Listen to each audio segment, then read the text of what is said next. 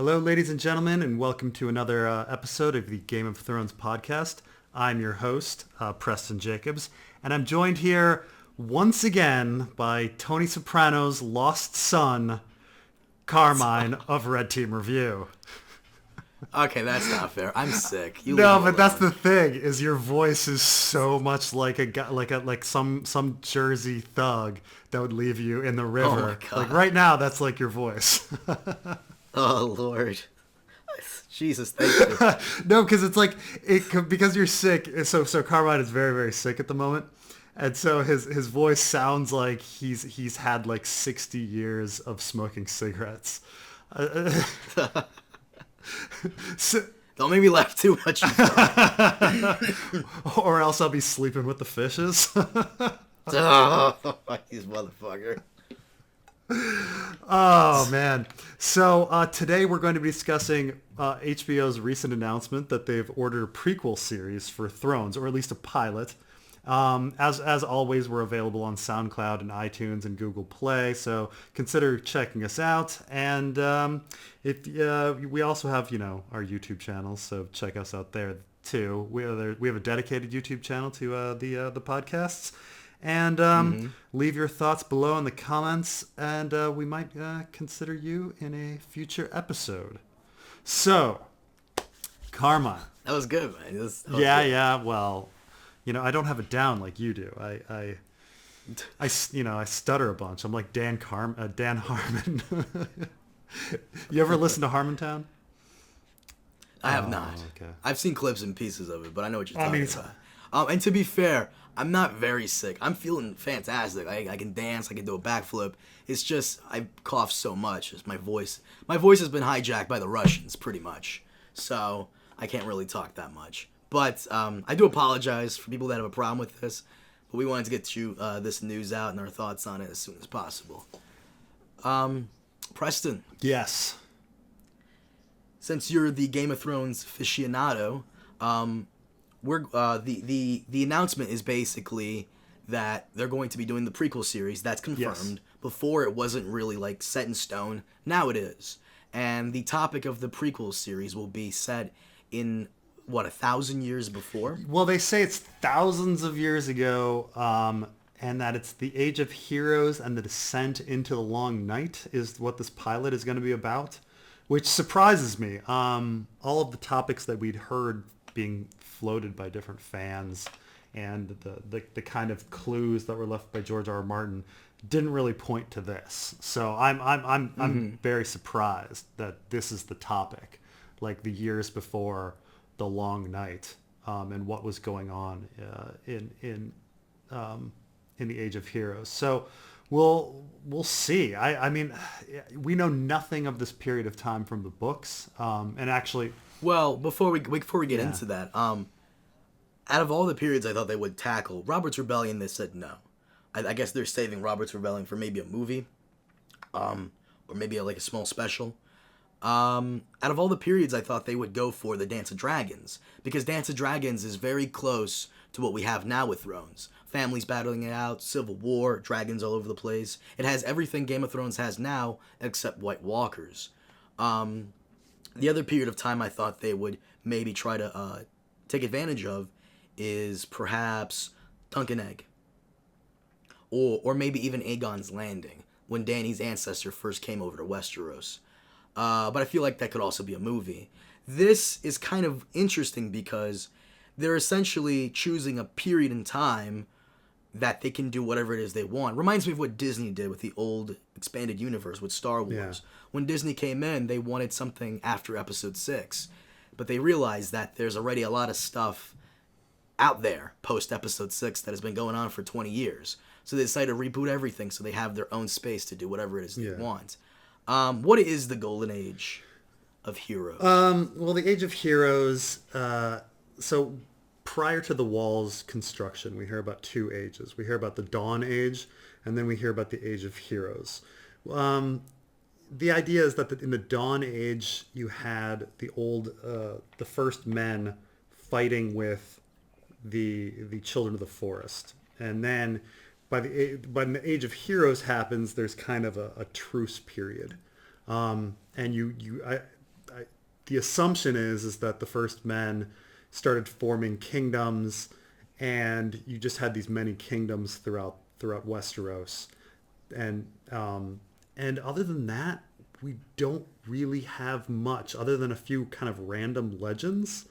But it's essentially the formation of the houses, how these houses came about, Land the Clever. Yeah, Land the Clever, the building of Storm's End, the building of, Winterfell, things like that. It's really weird for me to hear that this is the subject matter because there's so little in terms of source material to build on. We have George R. R. Martin's written nothing about what's happened in the Dawn Age and the Age of Heroes. Because it's supposed to be mythology in their own world. Yeah, and on top of that, it's supposed to be in question. We're not supposed to know what history is. The history that George R. R. Martin has presented us has been intentionally contradictory, and which has made a lot of fans puzzle and debate and wonder about, well, what really happened back then? Was it a more advanced time with more advanced magic, or was it a more advanced time with more advanced technology? How did Storm's End get built? How did the wall get built? We don't know, and it's been intentionally ambiguous. When did the Andals arrive? Because we have all sorts of conflicting dates on when that could have possibly happened. Did the Andals arrive before the wall? Did they arrive after? When were the Children of the Forest pushed north? We don't really know. Everything we know has been off by thousands of years.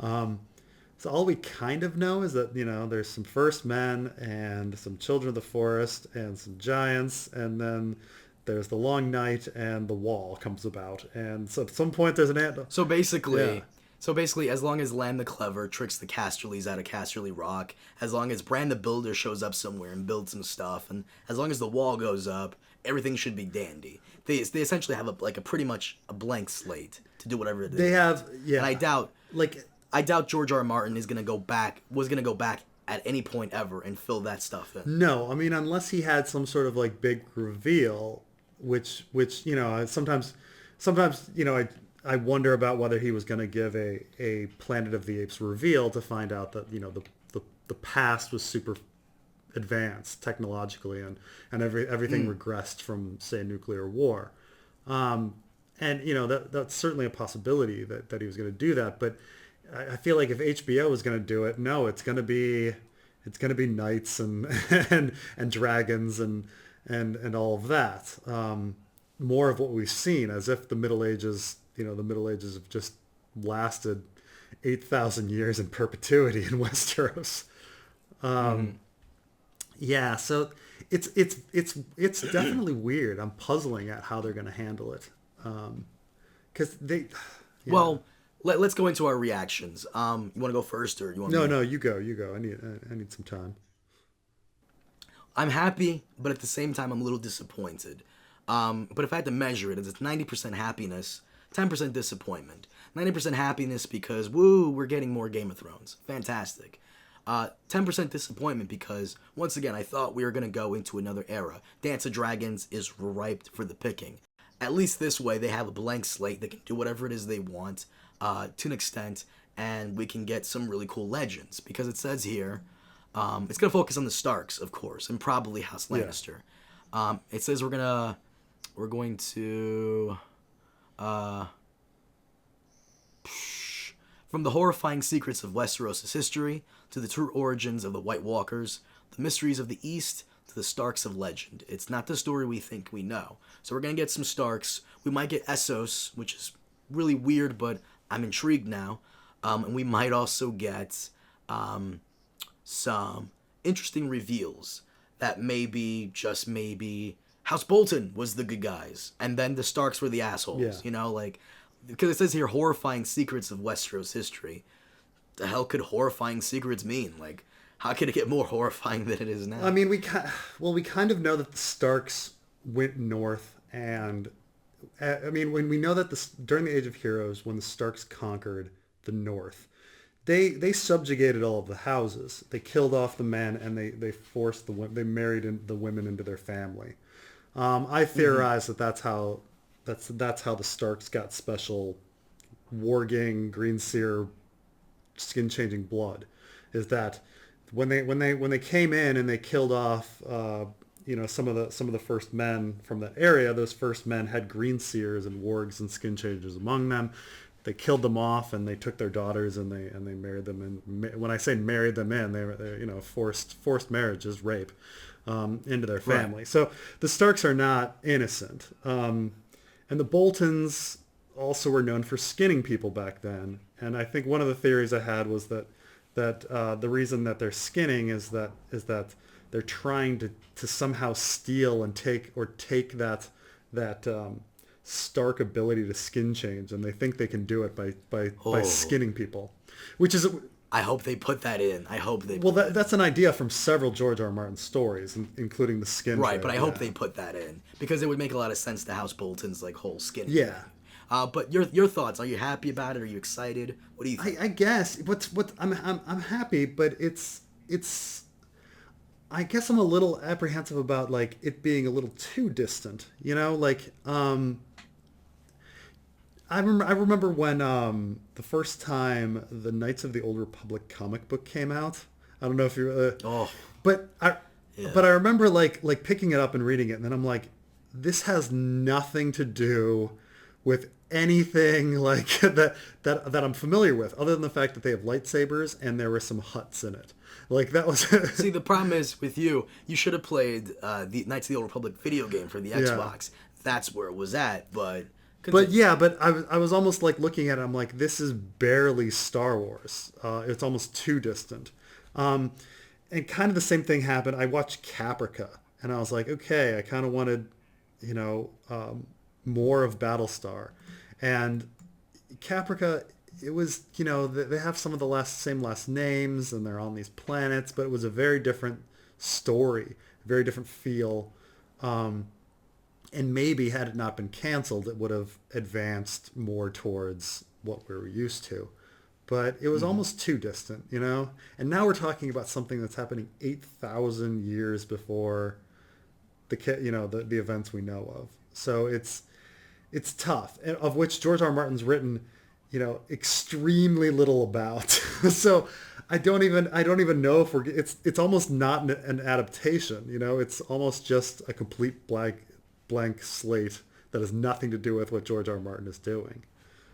So we'll see. I mean, I don't know. Maybe at the end of a Game of Thrones, there will be some sort of huge reveal where we're like, crap, we need to find out what happened in the Age of Heroes to explain why this went on. Do you think this is a bit of a stumble on HBO's part? Because they want more Game of Thrones. It's their highest rated and viewed television show ever I think they've ever produced. Yeah. I've never seen The Wire or The Sopranos, but I'm assuming it's even bigger than those numbers combined. Oh yeah. Do you think that in their rush for more Thrones that they might have made a mistake with this one? I mean, we'll see. I mean, obviously, if you get a good writer, and if you get good writers, you can make something out of anything. Who is the writer for this? It's the writer Jane Goldman, who I believe she wrote, it says here, Kingsman: The Secret Service was pretty good. X-Men: First Class was not bad, and I really did enjoy Kick-Ass. So they're definitely going for some violence if she's got Kick-Ass. I never saw Kingsman. I saw First Class. I suppose First Class, but First Class had material to adapt, so I don't. Yeah, it's gonna be so strange. I mean, because Kingsman you would like. I can say you would like Kingsman. I don't know. I've read the synopsis of things, and I'm like, I don't know. Just try it. You would like it. It also says, I think George R. R. Martin is involved with it, which I always find it funny whenever it says he's involved with stuff. Like what? He's involved in really? Cashing his check. I mean, yeah. I don't know how much else. But I wish he was involved with it because I really did want the original Game of Thrones now to have been heavily involved with him. I wanted him to be at the writer's table because this is his baby. And if they're going to do like a spin-off, I would want him to be involved. But at the same time, if he wasn't, I would understand. Because this is an era that he just mentioned in passing, it seems like, that he probably doesn't really care that much about. So Yeah. I mean, that's the thing is almost all, so nearly everything George R. Martin wrote, like prior to Game of Thrones, has been, I would say, not necessarily all post-apocalyptic, but it's post a fall. It's people living in the aftermath of, better times or different times before that all had to come undone.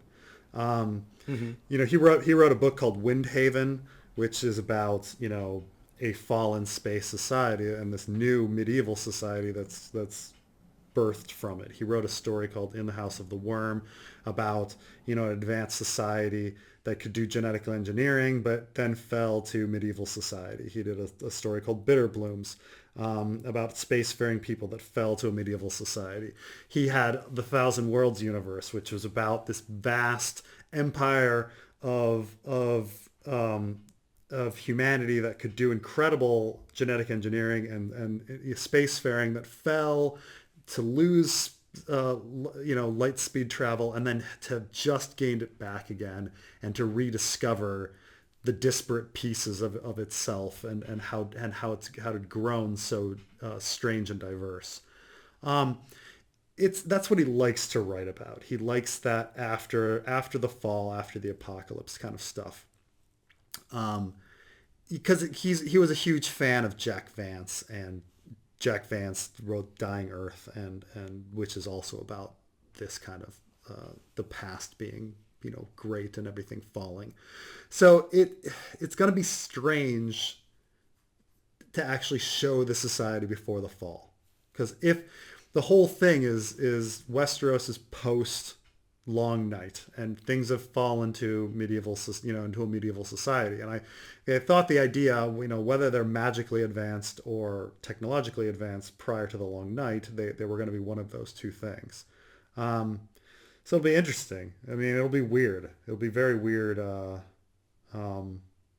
Right now we're assuming it's medieval, but what if like the pilot comes and there's cars and skyscrapers and airplanes? I would be a little pissed off. I kind of like the medieval.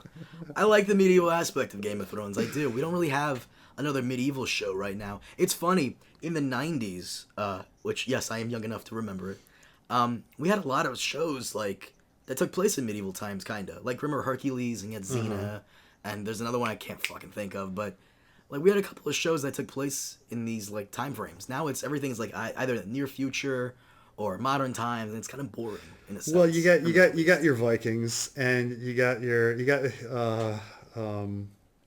Vikings, go ahead. And the Nightfall, I guess. Nightfall. Right, the other thing on History Channel. I don't know. I think it might have got a second season. But it pays off because, like, Vikings is gonna be like a thing forever. Everybody loves that show. I wish I've only seen one episode. It's gonna be. Oh my God. It was fine. It was good. But I also think one of the reasons they also chose 8,000 Years Before is what you said regarding the World of Ice and Fire book.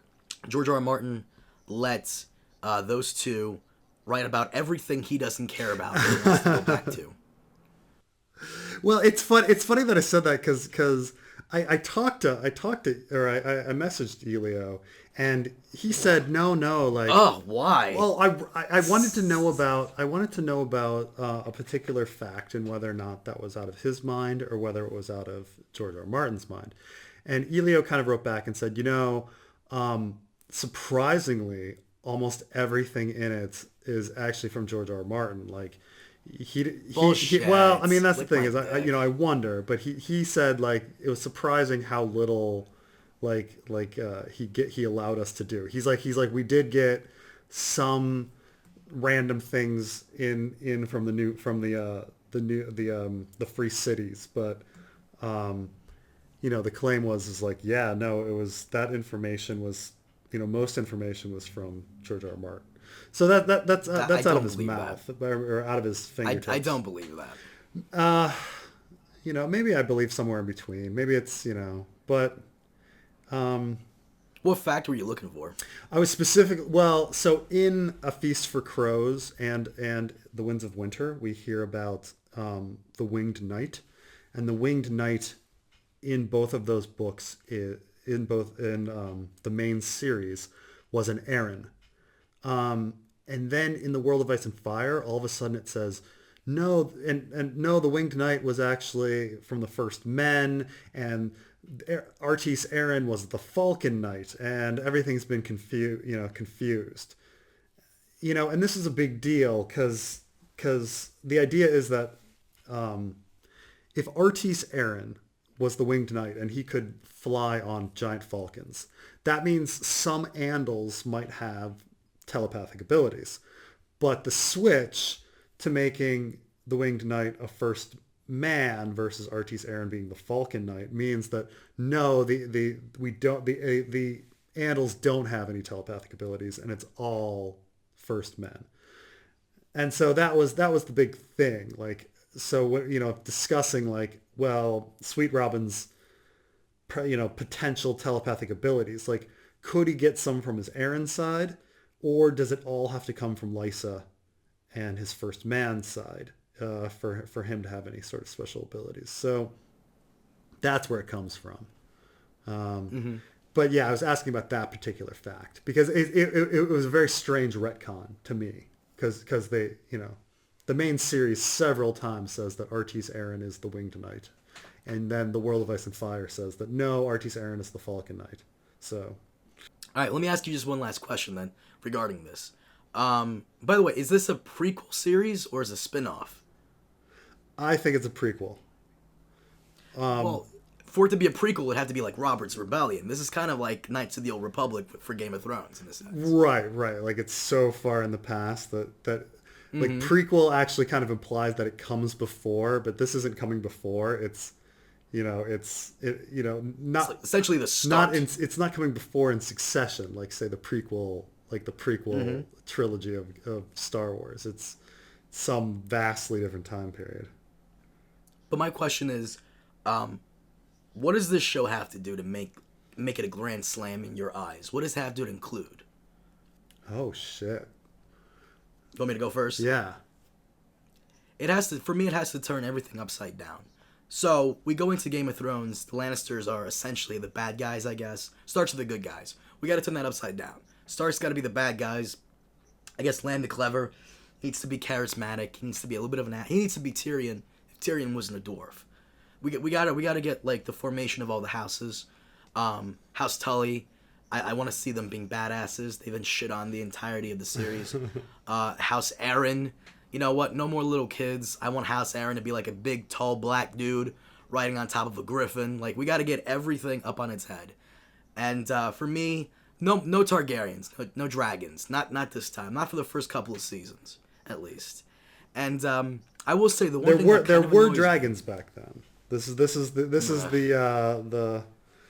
the thing that everybody thinks that the dragons were only introduced on with Aegon's Landing, but they were definitely positively dragons. In Valyria. No. In Westeros, there were dragons. What? Okay, give me a minute. We'll get back into that in a minute, because I did not know that one. But the one thing I'm a little annoyed about is White Walkers. I feel like White Walkers kind of detract from like the whole main story. Because I like the political stuff. I like what's going on there. And then we get White Walkers, and I'm like, oh, that's right. That thing's still a thing. That's right. We got to deal with that. Isn't that the funny thing that's and this is a lot like War and Peace. Now, War and Peace is an incredibly long book, and no one should really have to endure it. But one of the things that's kind of interesting about War and Peace is that it goes back and forth between two stories. It goes back and forth between the families and the local politics and all this little stuff that's irrelevant, because the grander story is about the war and people dying and thousands of people dying and these huge things happening.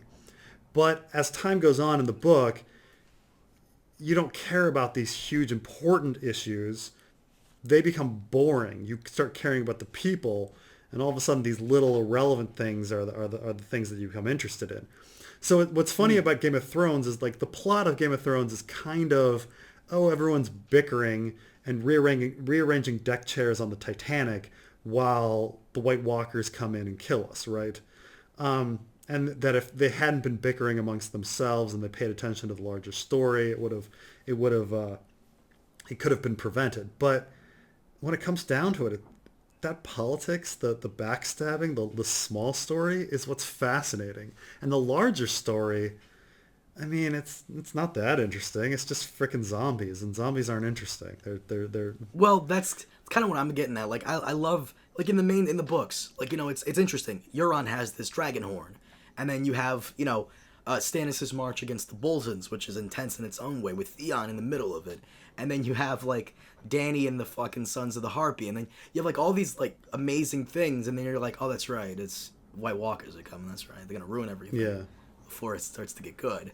So I just don't like the fact that they're throwing in White Walkers in there. Like, maybe, hopefully not till, like, the last couple of seasons. Hopefully they don't come in.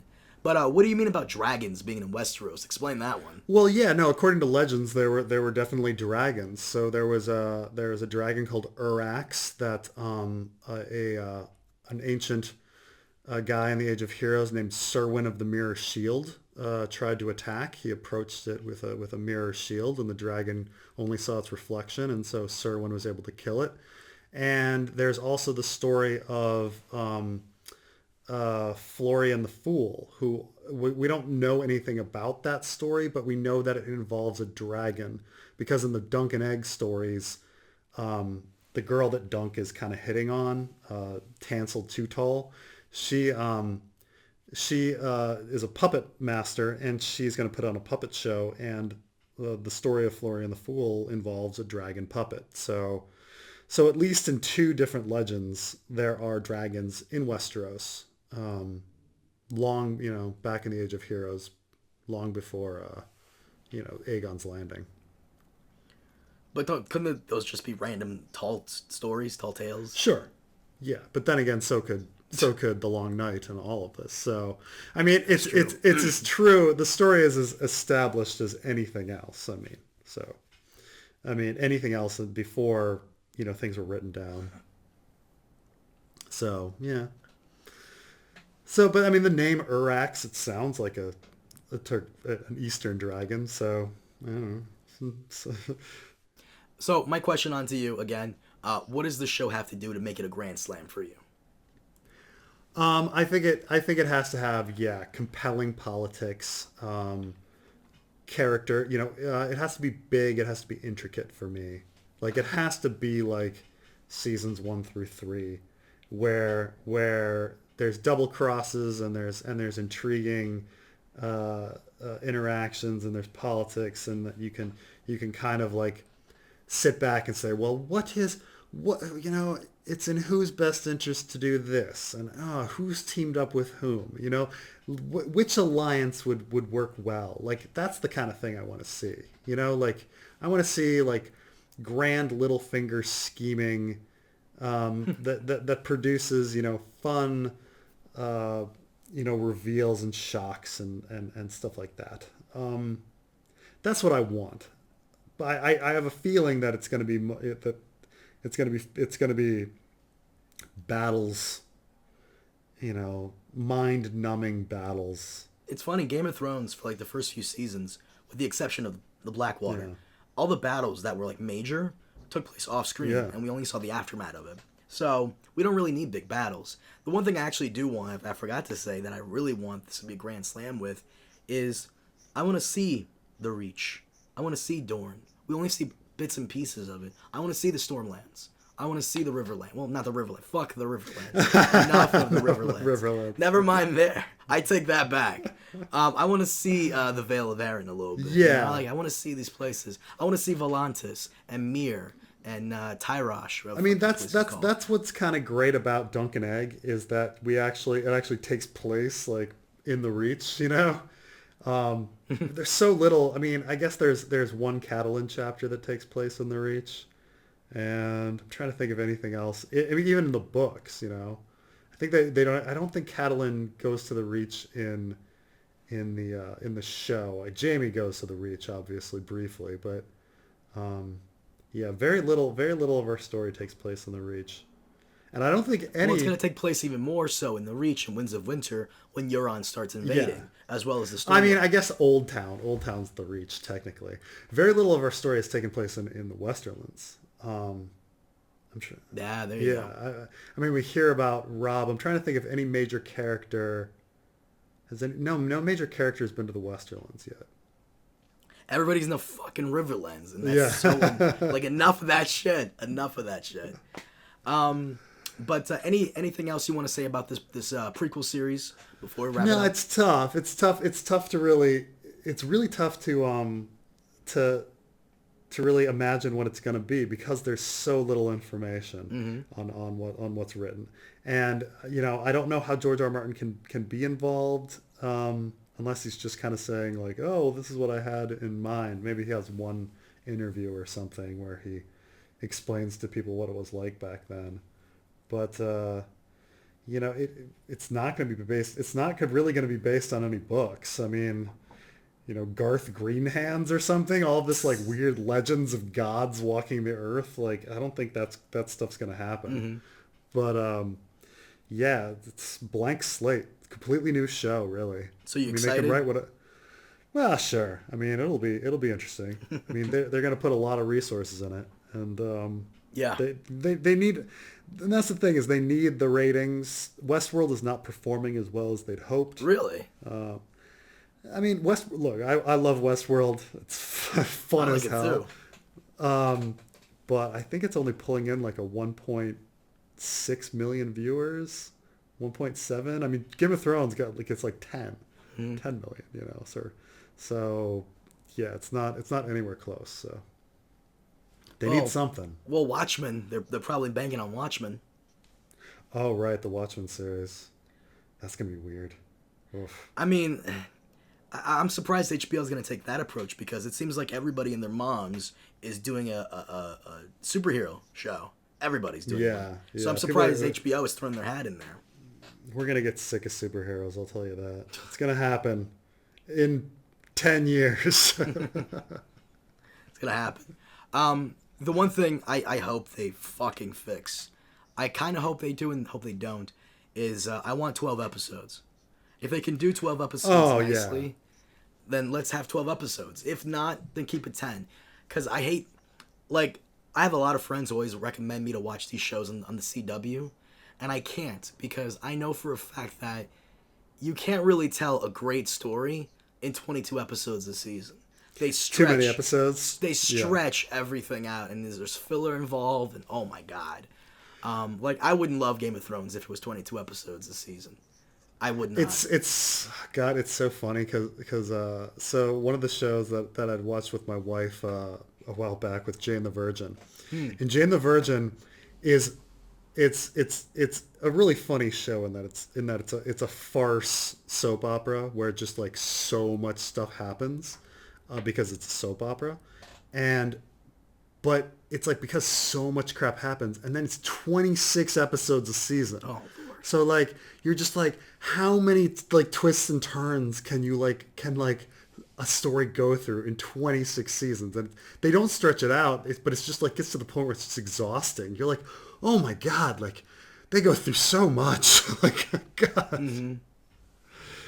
Yeah, 20. It's too much. Yeah, it's too much. They have to stretch it out, filler and all that shit. So I want 12 for Thrones now. Yeah, I think 12, 13, Baker's dozen is kind of a perfect number for a season.